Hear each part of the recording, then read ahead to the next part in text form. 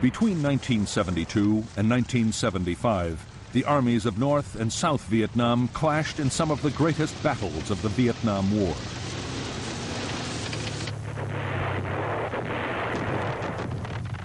Twice in 3 years, the government of the North launched full-scale attacks against the American-backed South.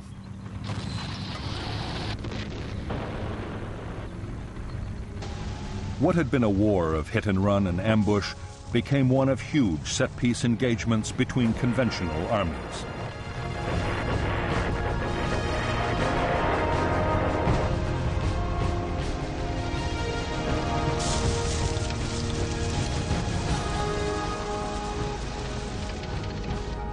The South Vietnamese army, backed by American air power, repelled the North's first onslaught.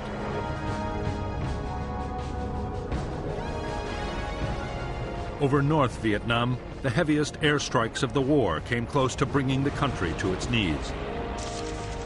But the North's second great offensive proved unstoppable.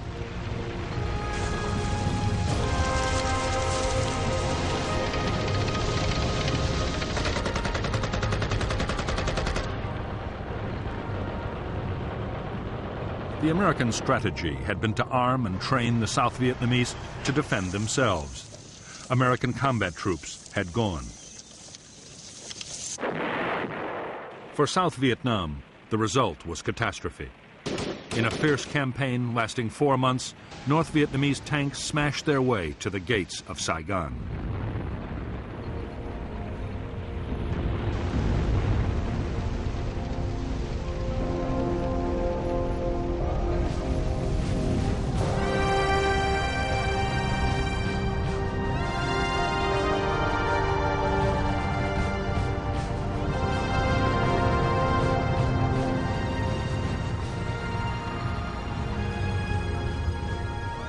Hanoi's strategy for 1969 was to keep up the pressure in South Vietnam. While negotiations were going on in Paris, they meant to improve their position on the battlefield.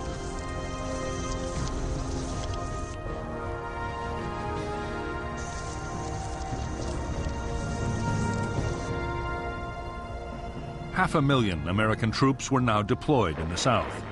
In February 1969, in an echo of the Tet Offensive the previous year, their bases were the targets of a major Viet Cong offensive. 1,140 Americans died. The newly inaugurated President Richard Nixon and his national security advisor Henry Kissinger immediately ordered retaliation. American B-52 bombers dropped 500,000 tons of bombs on Viet Cong base areas along the Vietnam-Cambodia border in a secret campaign codenamed Menu. Congress was not informed, and the flight logs and target destinations were falsified to hide the fact that the bombs were falling on Cambodia, a neutral country. At the same time, U.S. and South Vietnamese troops began to advance towards the Cambodian border.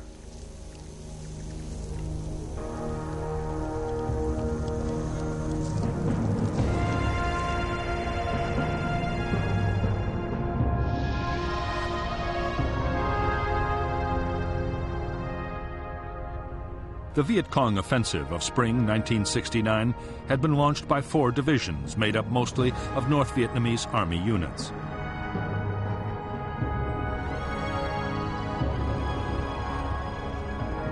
After bitter fighting, the NVA battalions pulled back.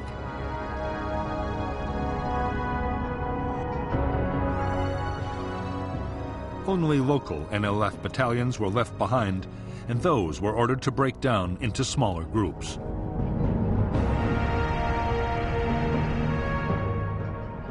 In turn, big American units were also broken down and spread out over a wider area of countryside.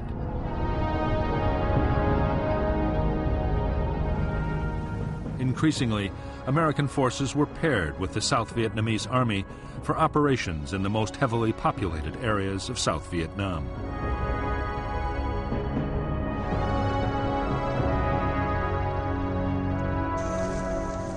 In April 1969, a gruesome benchmark was reached which added to the pressure for Vietnamization.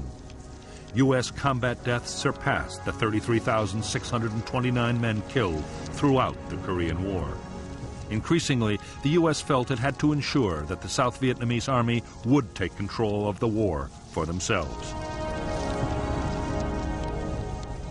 The American plan was to help the South Vietnamese government regain control over vast areas of the countryside. The populated areas were swamped with patrols trying to find an increasingly elusive enemy.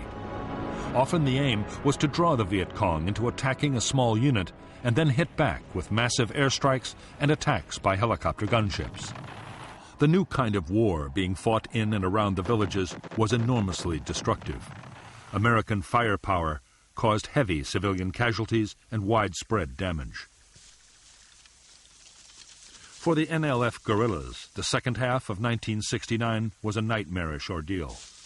In less than 2 years, their casualties had been more than 70% in many areas. Food was desperately short as support from the villages faded away, and American patrols interfered with supplies.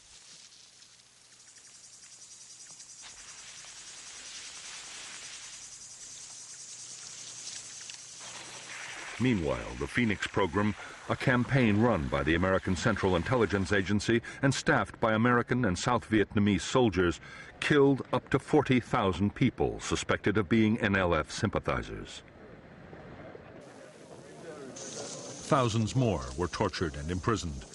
In that year, desertions from the NLF and NVA were over 28,000. However, morale in the South Vietnamese army was no better, with the number of desertions reaching almost 110,000. While South Vietnamese government forces fought to wrest control of the villages from the NLF, American planners turned their attention to Cambodia. Already the secret bombing campaign ordered by the American President Richard Nixon was well underway. Up to now, American ground forces had been banned from mounting operations into Cambodia. The country was legally neutral, and its leader since the 1950s, the flamboyant Prince Sihanouk, had played both sides. Sometimes an ally of the Americans, he also allowed the NVA to route the southern part of the Ho Chi Minh Trail through his kingdom and maintain their base areas along the heavily jungled eastern border with Vietnam. Then, in March 1970, there was a CIA-backed coup to oust Sihanouk. The new government, led by Lon Nol, immediately moved to eject all Viet Cong and North Vietnamese troops from Cambodian soil. Operations by the Americans and the South Vietnamese would follow.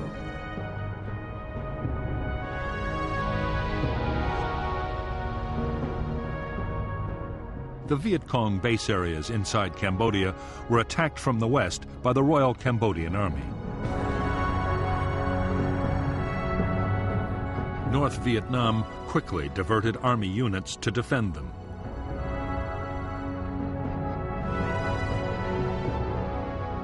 And with the help of the Cambodian guerrillas, the Khmer Rouge, they halted the Cambodian government advance.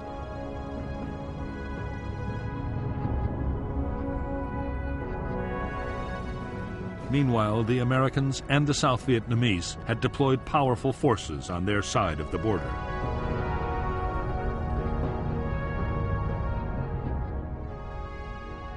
On April 29, 1970, South Vietnamese troops attacked into Cambodia, pushing towards the Viet Cong bases. 2 days later, the U.S. force of 30,000, including elements of 3 U.S. divisions, mounted a second attack.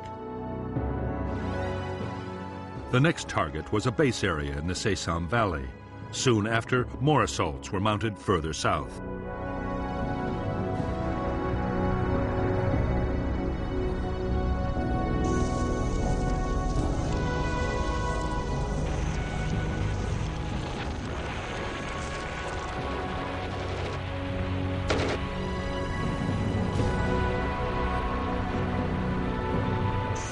Operations in Cambodia lasted for 60 days. American and South Vietnamese troops uncovered vast jungle supply depots. They captured 28,500 weapons, as well as over 16 million rounds of small arms ammunition and 14 million pounds of rice.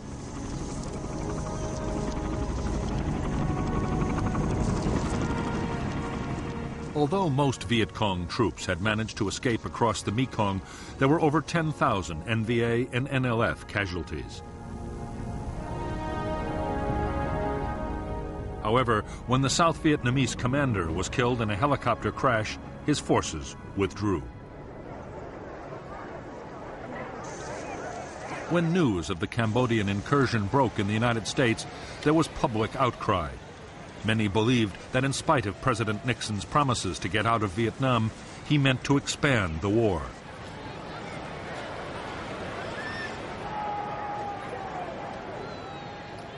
Protests erupted at universities all over the country. On May 4th, 1970, at Kent State University in Ohio, National Guardsmen shot 4 students dead.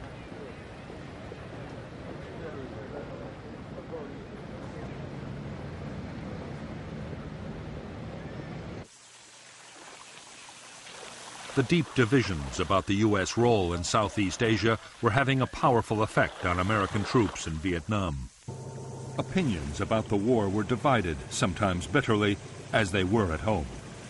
Added to the conflict were growing tensions between the races and between social classes. It was a volatile and sometimes dangerous mix.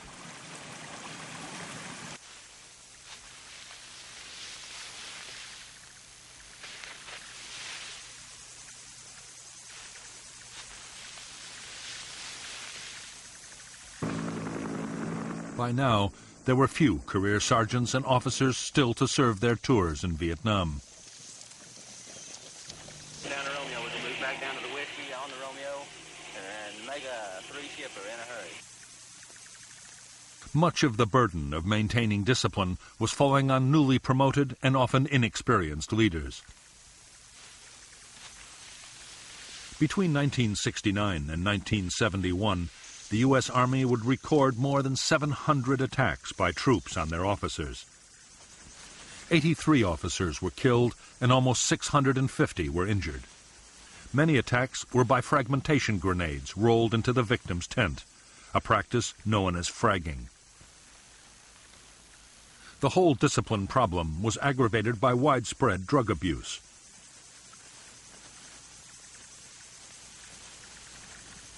In 1971, fewer than 5,000 soldiers needed hospital treatment for combat wounds, but more than 20,500 were treated for serious drug abuse.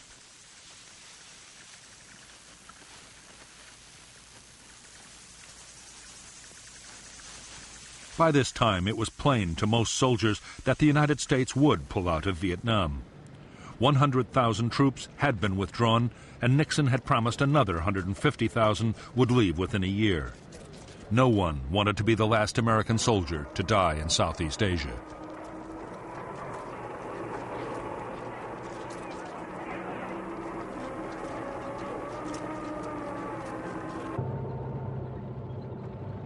By the end of 1970, North Vietnam had replaced many of the losses suffered in the fighting of the previous year. Their leaders were intent on launching a new campaign, and floods of men and supplies were being sent down the Ho Chi Minh Trail through Laos and Cambodia to South Vietnam.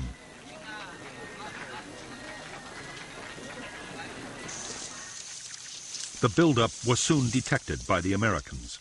U.S. commanders begged for permission to attack into Laos and once and for all destroy the supply lines down the Ho Chi Minh Trail.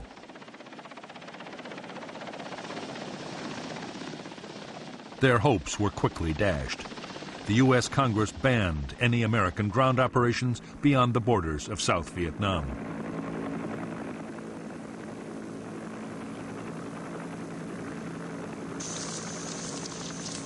This time, Saigon's forces would have to go it alone. If successful, the administration argued, they would gain 2 years in which to build the South Vietnamese army.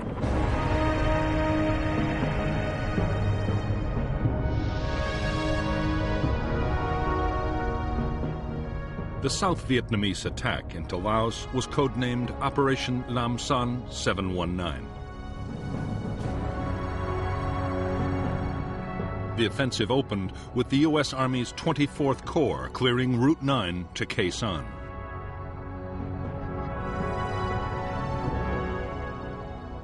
On February 8, 1971, 3 South Vietnamese Army divisions, about 17,000 men, supported by armor and a ranger group, attacked across the border.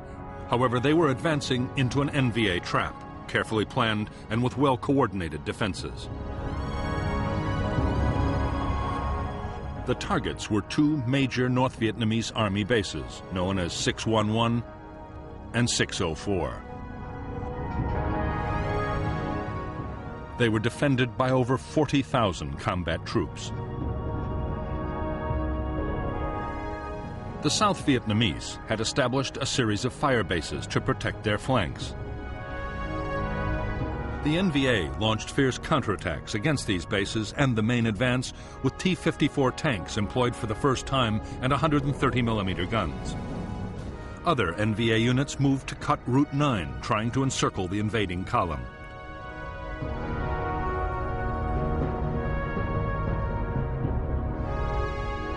Two South Vietnamese battalions were eventually airlifted into Tec Pan.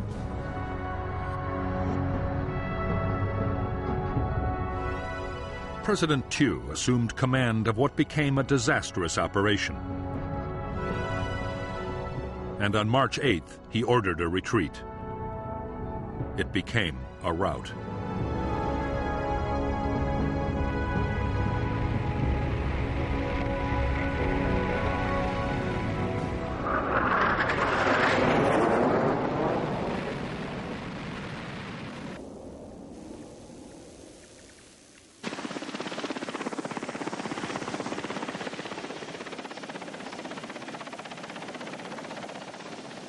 More than 9,000 Southern troops were killed or wounded. They lost 2/3 of their armored vehicles, and large numbers of helicopters and planes were destroyed or damaged.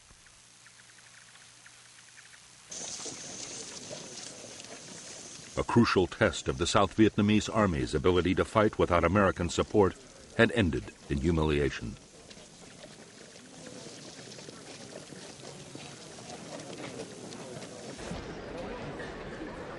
Although the North Vietnamese had crushed the southern offensive, they too had suffered casualties. Defending their bases in Laos and in Cambodia the year before had cost thousands of dead and many vehicles and guns destroyed. Viet Cong units were now ordered to avoid major actions while they rebuilt their strength.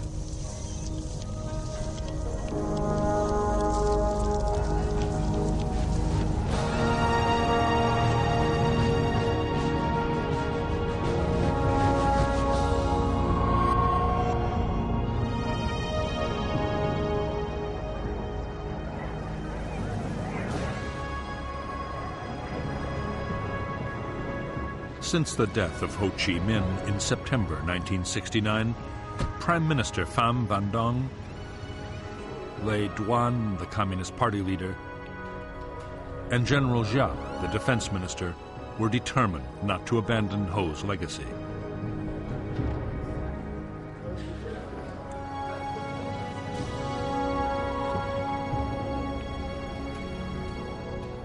The struggle to reunite North and South Vietnam would go on, whatever the cost.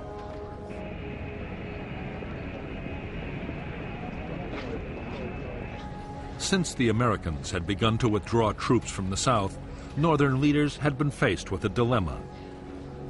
Should the North wait to mount another major offensive until after the Americans had gone, or should it keep up the momentum?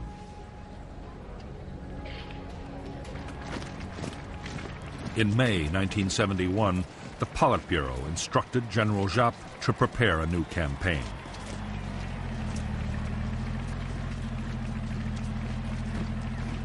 For some time, the North's strategy had been to fight and negotiate at the same time. Talks with the Americans and the South Vietnamese had been going on in Paris, but there was no progress.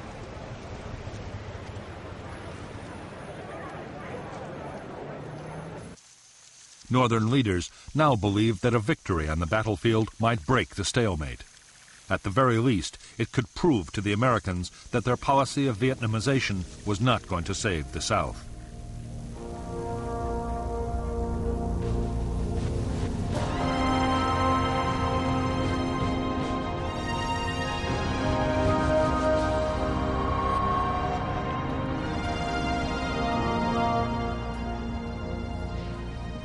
Although the U.S. President Richard Nixon believed that Vietnam was damaging the United States at home and abroad, he was not prepared to make peace at any price.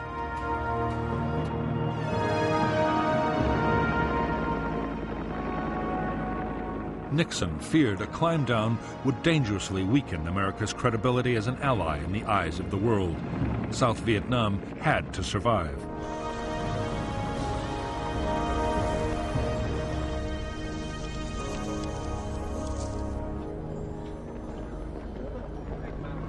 As well as the formal peace negotiations in Paris, there were also secret meetings between Henry Kissinger, Nixon's national security advisor, and the North Vietnamese.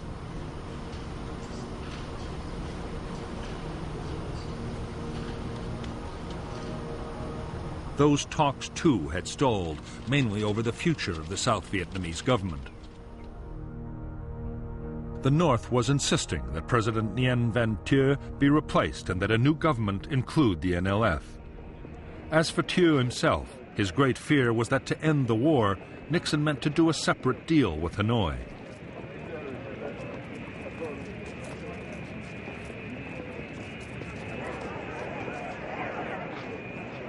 In fact, Nixon and his advisor, Henry Kissinger, were looking not to North Vietnam, but to Moscow and Beijing.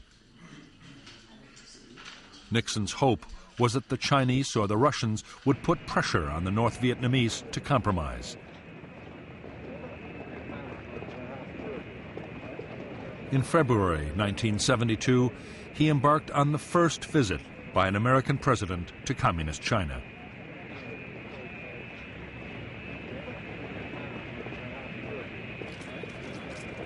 Now that U.S. troops were withdrawing from Vietnam, China's leader, Mao Zedong, increasingly favored an end to the war. He had already pressed Hanoi to step up the search for a solution.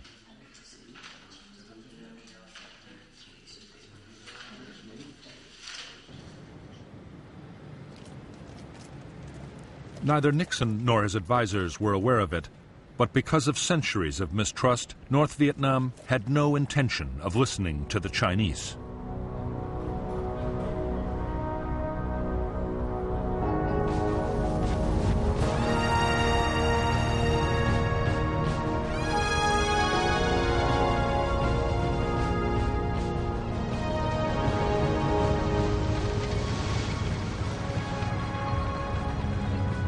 As they planned their most ambitious offensive yet, North Vietnam's leaders knew they were taking a big gamble. There would still be U.S. troops in South Vietnam which could easily be reinforced.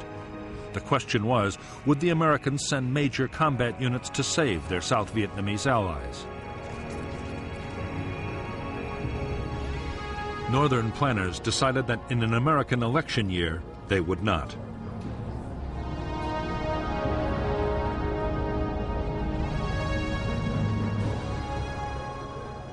The success of the coming campaign would depend on assembling huge quantities of weapons and supplies. That meant more aid from both the Soviet Union and China.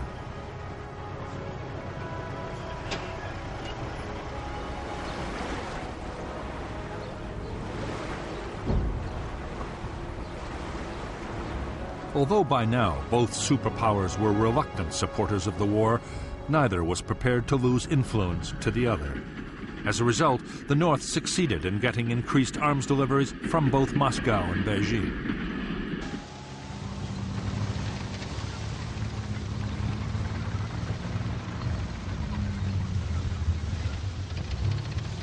More than any offensive they had launched before, this one would depend on speed and mobility. For the North, it would be a new kind of battle, using tanks and artillery to smash through enemy lines. The plan foresaw 3 major armored thrusts slicing deep into South Vietnam.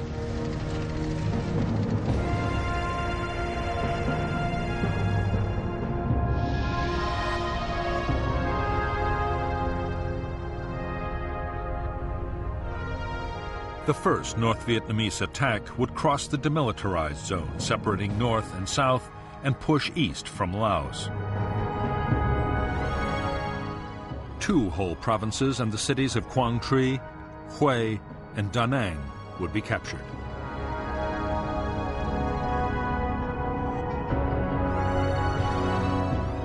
The second thrust would attack through the central highlands to the coast at Quy Nhon.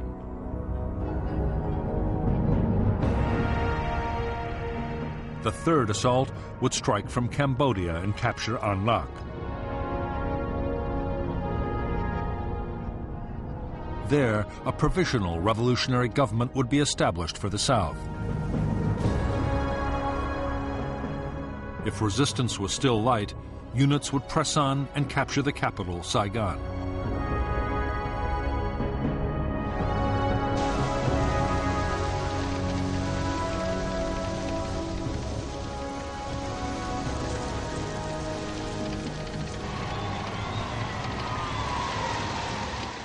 North Vietnamese commanders knew that attacking the south in 3 different places was a risky plan.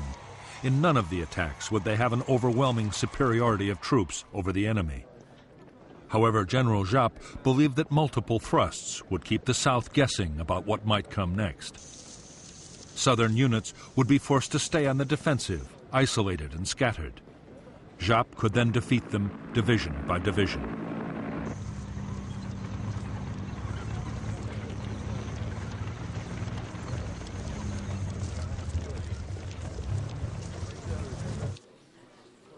Northern leaders calculated that even limited success would leave the NVA in control of large areas of South Vietnam.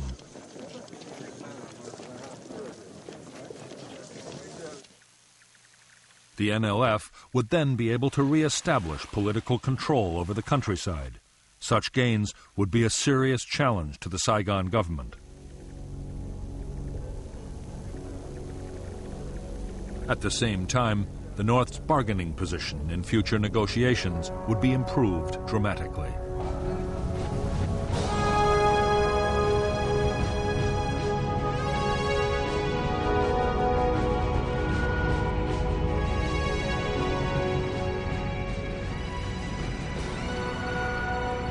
By January 1st, 1972, only 133,000 U.S. servicemen remained in South Vietnam. 2/3 of American troops had gone in 2 years. Australian and New Zealand contingents were also about to leave, and South Korean forces had already begun to return home.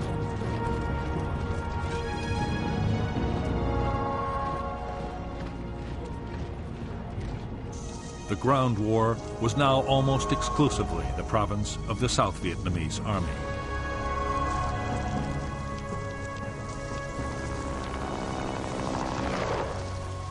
As Vietnamization had gone on, U.S. field commanders had been under orders from Washington to keep American casualties down.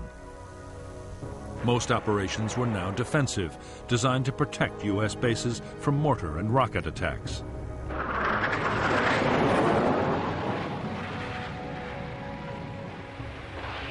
American air power was also being used in a different way. U.S. fighter bombers were still mounting vigorous attacks on the Ho Chi Minh Trail in Laos. More than 70,000 sorties in 1971.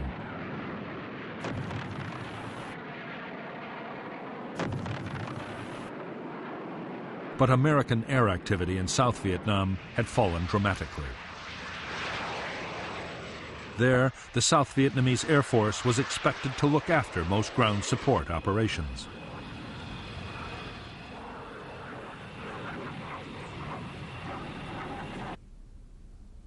South Vietnam's strategy for defending against attack had been devised by President Thieu himself. Thieu believed that any foothold won by the Viet Cong would seriously threaten his bargaining position in the Paris peace talks. As a result, he was determined to defend all of South Vietnam.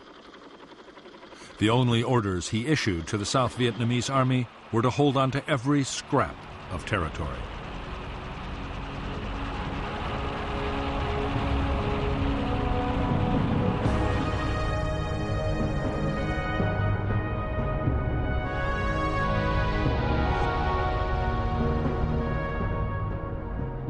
The front line of the South Vietnamese Army's defense was a string of forts and outposts along the borders. Behind the forts were the Army divisions, but each was responsible only for the defense of territory around its own base.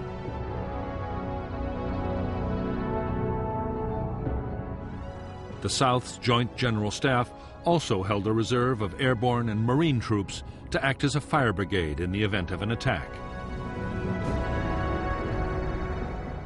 The defense would be backed up by American strike aircraft, U.S. carriers in the Gulf of Tonkin, and B-52 bombers.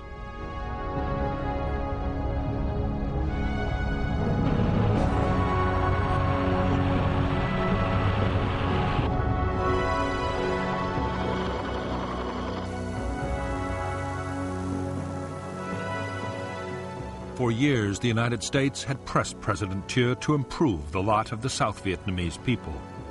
Only then, the argument went, could support for the NLF in the countryside be undermined. By early 1972, Thieu had begun to introduce some of the reforms the Americans had wanted. Thieu introduced a program to give peasants ownership of the land they tilled. A school was established to train local headmen to administer their villages.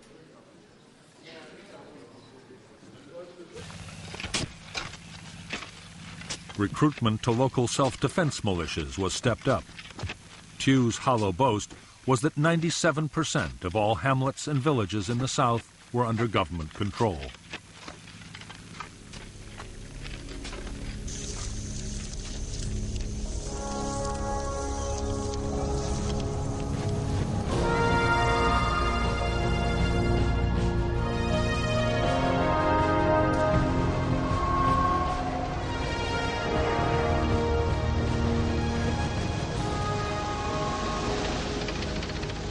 By the eve of the planned offensive named Operation Nguyen Hue, after an 18th century national hero, the North Vietnamese army had been transformed. It now had fully equipped armored regiments. Artillery forces had been strengthened. From weapons to radios, all the frontline divisions were better equipped than ever before.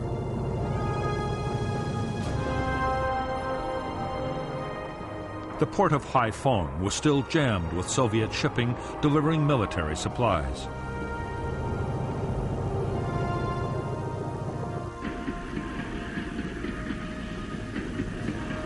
With the American bombing of North Vietnam long over, trains loaded with troops, tanks, and field guns could move with no risk from attack.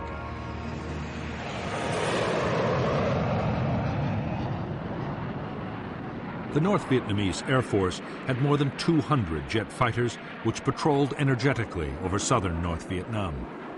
But they rarely flew over the supply trails in Laos where American aircraft were most active. Nor would they play any direct part in the planned offensive.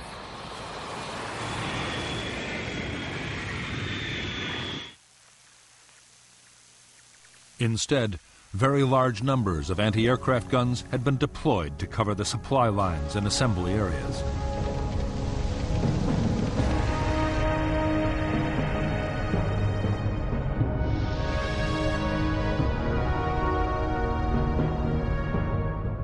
Above the demilitarized zone, General Giap deployed 2 divisions, including the elite 308th and 3 independent infantry regiments.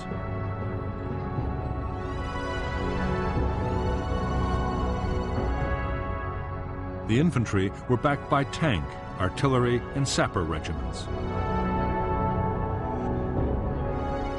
Another division was poised in Laos, opposite the former U.S. base at Khe Sanh.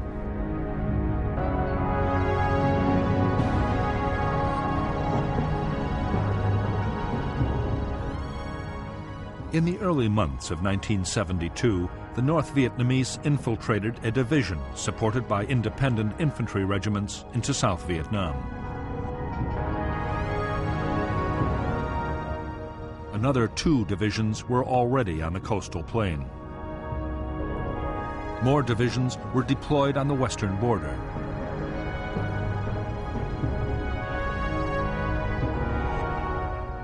Further south, another formation threatened the Mekong Delta.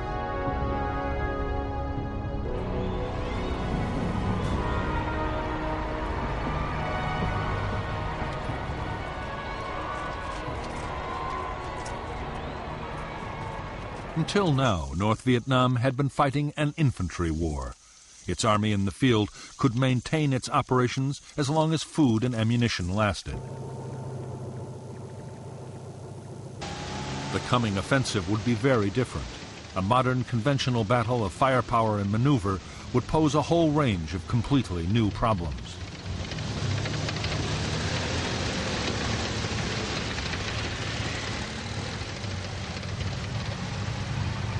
The 125,000 men now massing on South Vietnam's borders would be going into battle alongside over 600 tanks, a bigger army than General Patton had commanded in World War II. The tanks would consume huge quantities of fuel and ammunition. The infantry would have to keep up with the armor, and that meant large numbers of trucks. The battle would move fast, putting strains on the communication and command systems unlike anything the Army had met before.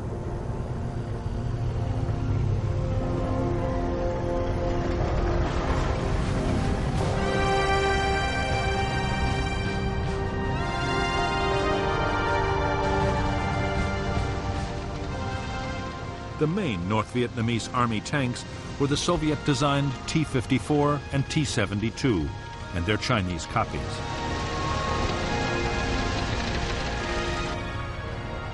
They were armed with a powerful 100mm gun and were highly robust vehicles, easy to maintain on the battlefield.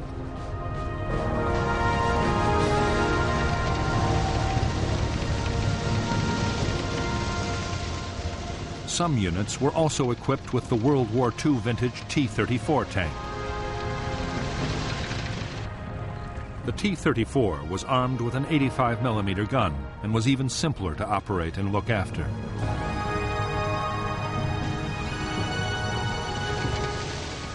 Like the T-55, it could fire either armor-piercing or high-explosive shells.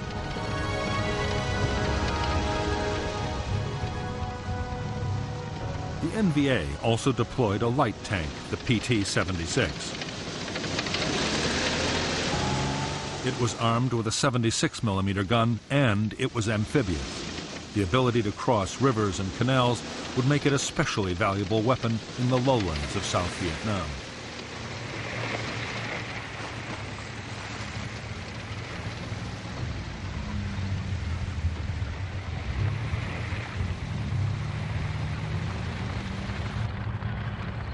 North Vietnamese artillery ranged from the superb Soviet-made 130mm field gun to rockets and mortars of every size.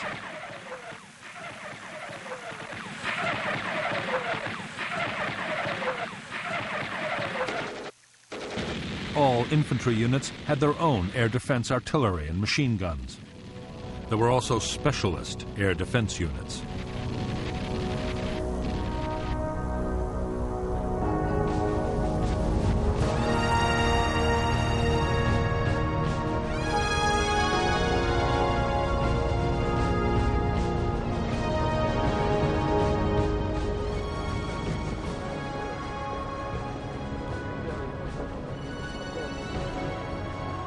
In 12 years of war in South Vietnam, Laos, and Cambodia, Viet Cong forces had suffered appalling losses. By early 1972, over 600,000 North Vietnamese Army troops and NLF had died. As well as those killed in battle, many thousands had perished from disease and American air attacks on the long journey down the Ho Chi Minh Trail.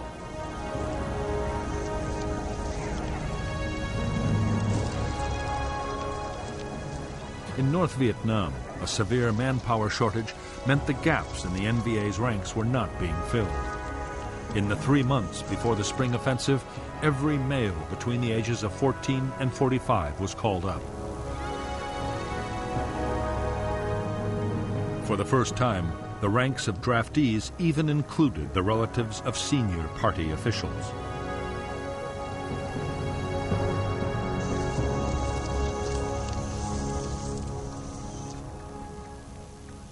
The NLF in South Vietnam was also suffering a manpower crisis. Saigon government troops and officials seemed to be everywhere, making it difficult for NLF recruiting teams to operate. Even the ranks of local guerrilla units were being boosted by North Vietnamese regular troops.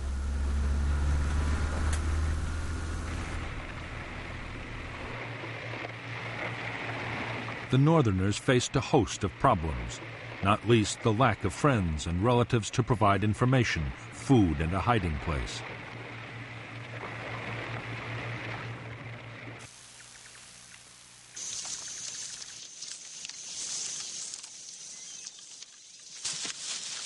The ever-increasing dominance of the North Vietnamese over the NLF was causing real tensions in Viet Cong units. Many NLF members believed the North no longer saw them as equal partners. There was a growing fear that once victory was achieved, Northerners would simply take over the South. In every unit, political officers worked hard to ease friction between NVA troops and their Southern comrades.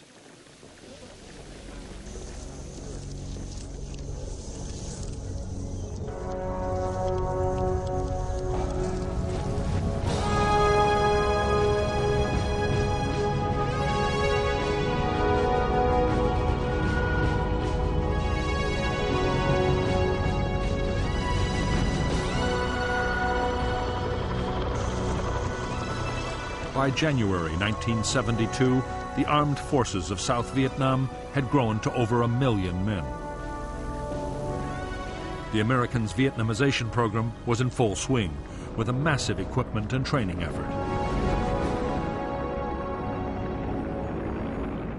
The Army's supply and logistics system was also being built up to cope with a whole new scale of operations.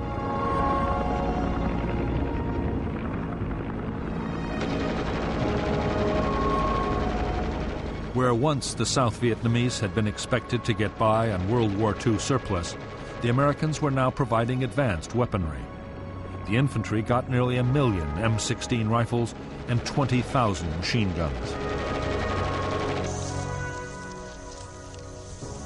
Heavy weapons included 400 new tanks and 2,000 howitzers, while the Air Force was built up to 2,000 planes. It would soon be the 4th largest air force in the world.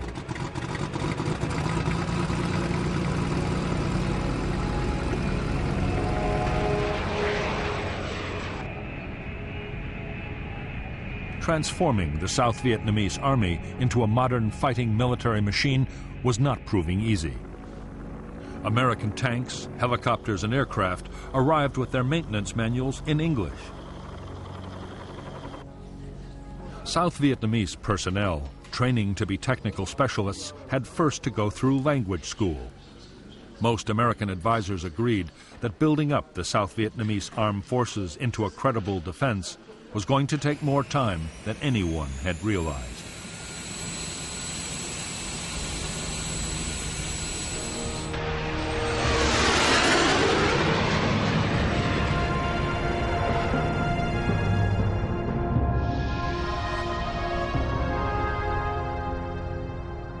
South Vietnam was divided into 4 military regions, each the responsibility of an army corps.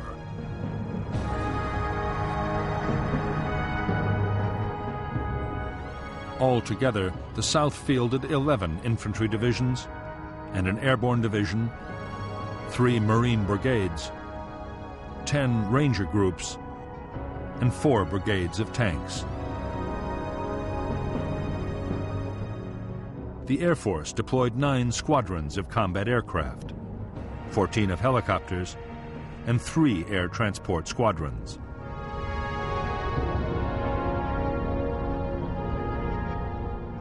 U.S. Army combat forces were now down to a handful of units at Da Nang, around Saigon, and at Can Tho in the Delta.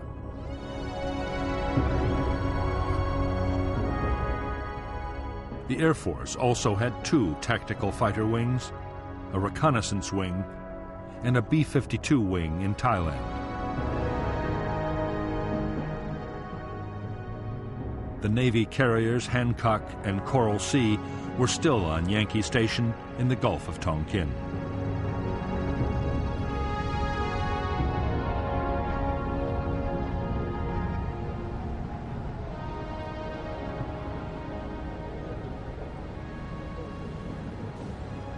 By early 1972, many of the 133,000 U.S. ground troops in South Vietnam were occupied closing up bases and preparing to withdraw. But aviation units of the Army, Navy, and Air Force were still operating, as were logistics and communications specialists. So were 1,400 Army and Marine advisors attached to South Vietnamese units.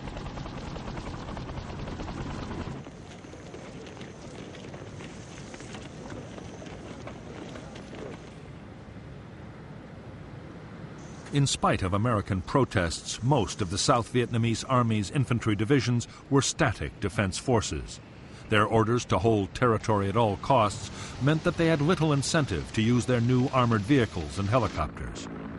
Nor were they developing the skills to fight fast-moving offensive battles.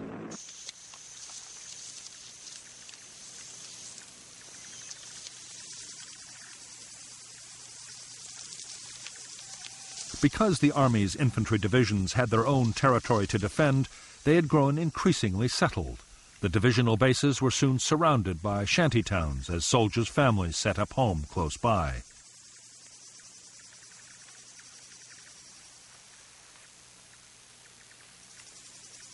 Bribery could secure a permanent posting, and soldiers ordered to move sometimes refused. In 1971 alone, over 140,000 government soldiers deserted.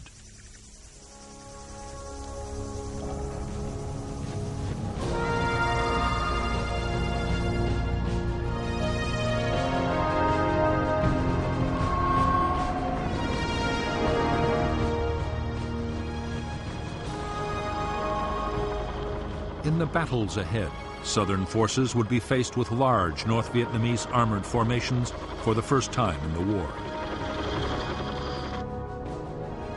For the infantry, the main defense was the Law, the light anti-tank weapon.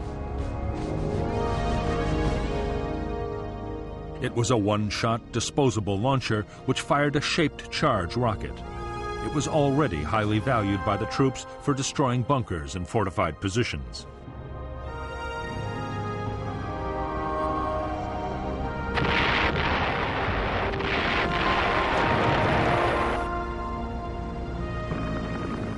It was the Americans who still had the most mobile and powerful anti-tank defense. The TOW was a wire-guided anti-tank missile, often mounted on a helicopter gunship. It had a range of more than 3,000 meters and was highly accurate.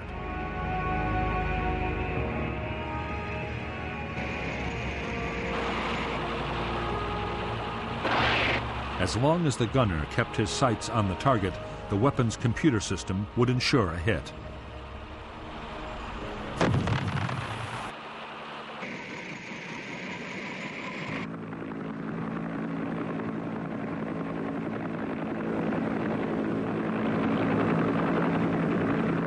The most effective helicopter gunship in American service was the Huey Cobra. It was a revolutionary design. The gunner sat in front with the pilot above and behind. The Cobra was fast, able to fly at over 200 miles per hour and highly maneuverable.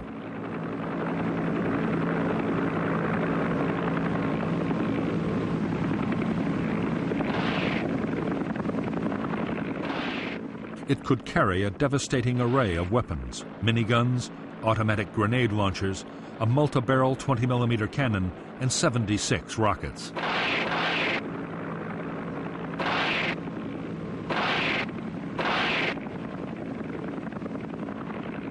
American gunships and the South Vietnamese Air Force's attack planes would provide most of the support for ground troops.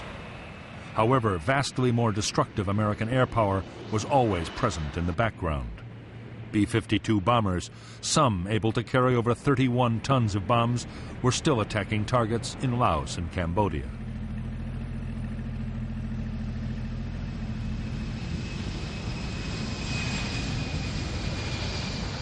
The Americans also had the most advanced supersonic strike aircraft in the world.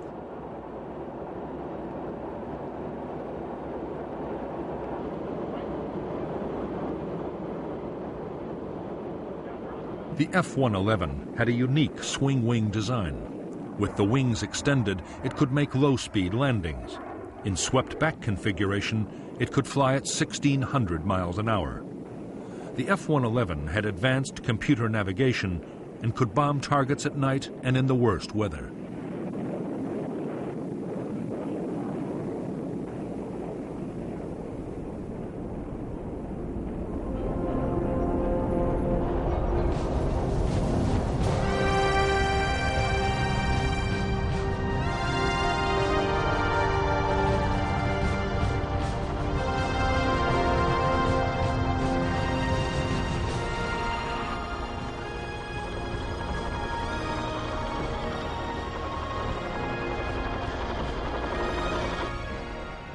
Most major South Vietnamese Army units still had American military advisors. They were usually career soldiers, many on their second or even third tour of duty in Vietnam. The main role of advisors to infantry units was to coordinate the vast array of American firepower still on call. They also offered encouragement and tactical advice.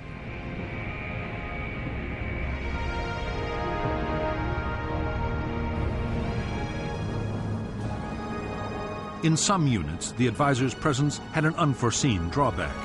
Many South Vietnamese field commanders came to rely heavily on the Americans' military skills.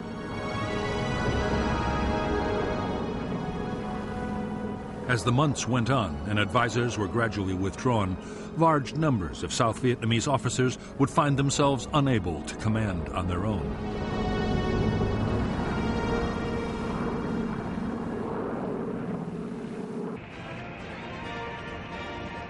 For years, one of the biggest American complaints about their allies was the way promotions were awarded in the South Vietnamese Army. Political patronage was rife. The social connections of senior officers were far more important than their professional competence.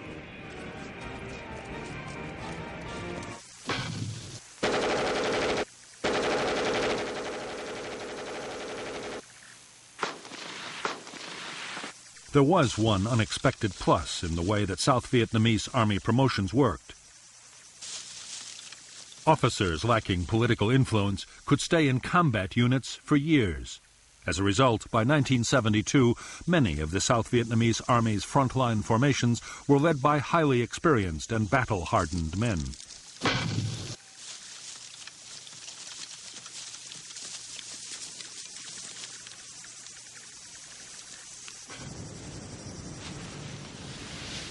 Amongst the many problems besetting the South Vietnamese armed forces, poor training was one of the worst. Army culture held training in contempt. When the military schools requested combat-experienced instructors, most frontline units unloaded their worst men. As a result, some training units failed to produce soldiers with even the most basic military skills.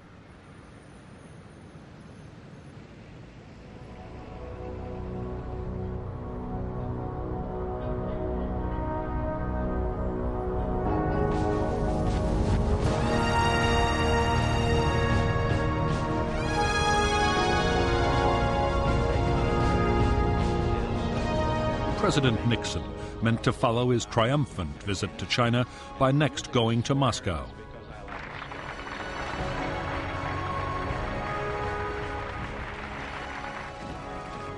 Hopes were high that relations between the world's great powers were entering a new era. In fact, events in Vietnam were about to threaten the whole plan. Since the American bombing of North Vietnam had ended in late 1968, U.S. reconnaissance activity had been intense.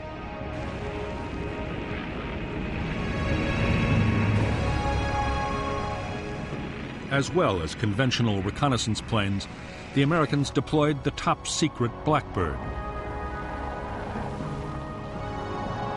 The SR-71 could fly at 2,000 miles an hour and operate at 70,000 feet, well above anti-aircraft defenses.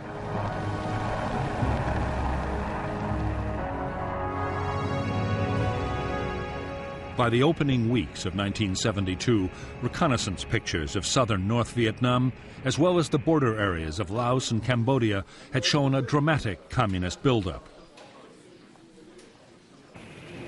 They photographed 7,000 to 8,000 trucks waiting in supply depots ready to go. The American response was to launch heavy airstrikes against the troop concentrations. U.S. intelligence believed the North Vietnamese blow would fall before the end of January 1972. When the month passed without incident, Saigon relaxed its vigilance. Senior South Vietnamese officers hoped that the preemptive airstrikes and the increasing strength of the army had forced the North to think twice.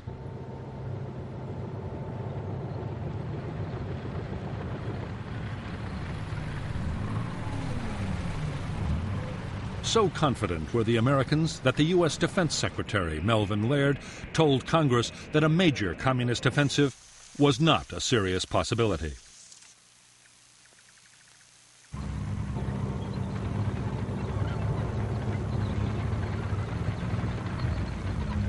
Only 5 weeks later, he would be proved shockingly wrong. By late March 1972, in hundreds of North Vietnamese Army command posts and dugouts, the countdown had already begun.